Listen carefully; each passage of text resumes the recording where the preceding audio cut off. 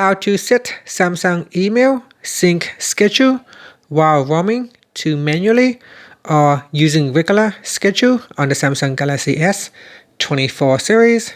First, tap on the home button to return back to the home screen. And on the home screen, open up the email app.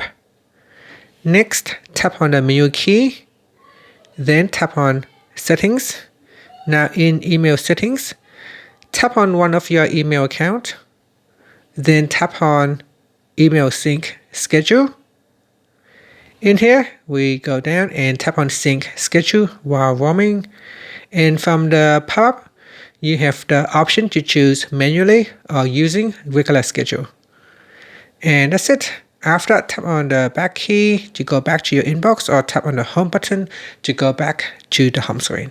Thank you for watching this video. Please like and subscribe to my channel for more videos.